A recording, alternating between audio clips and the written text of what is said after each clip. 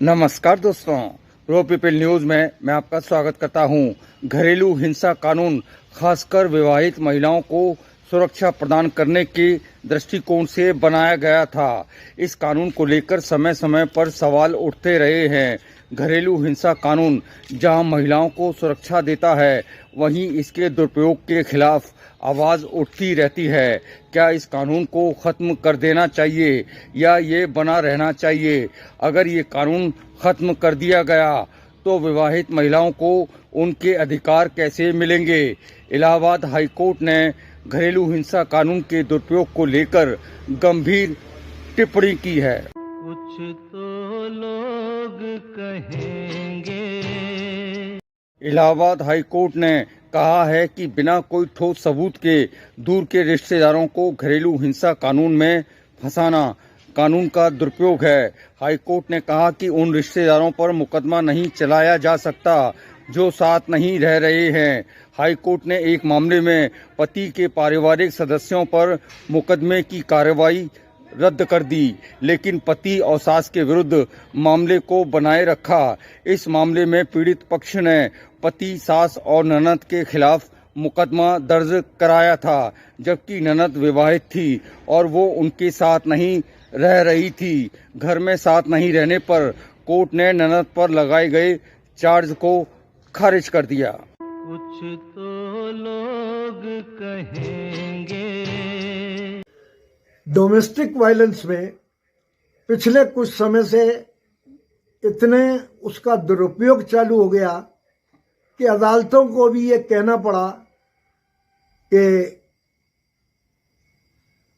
वर व्यक्ति के पारिवारिक लोगों को जो उनके साथ नहीं रहते हैं, बेशक वो उनके क्लोज रिश्तेदार हैं, बहनें हो सकती हैं, उनको अनावश्यक रूप से उनका नाम बिना किसी पुख्ता सबूत के न लगाया जाए। और ये बात सही भी है। इस कानून का इतना दुरुपयोग हुआ है कि लोगों का विश्वास इस कानून से उठना चालू हो गया। जब आप शिकायत करते हैं और आप अधिवक्ता के पास जाते हैं, अधिवक्ता अपने हिसाब से, उसकी सोच ये होती है कि मैं कैसे आपके केस को मजबूत बनाऊं। उसके लिए वो उन सब में कुछ ऐसी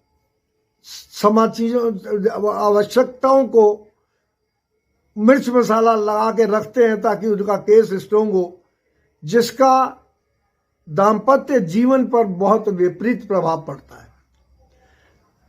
और अगर एक बार महिला उत्पीड़न में मान लीजिए किसी लड़के को, उसके माँ को, बाप को या भाई को आपने जेल पहुंचा दिया, तो इसका मतलब यह है कि पारिवारिक कलह विकराल रूप में हो जाएगी और दाम्पत्य जीवन खतरे में पड़ जाएगा। तो इन सब चीजों से बचने के लिए समय समय पे देश की विभिन्न अदालतें ये कहती रही हैं कि महिला उत्पीड़न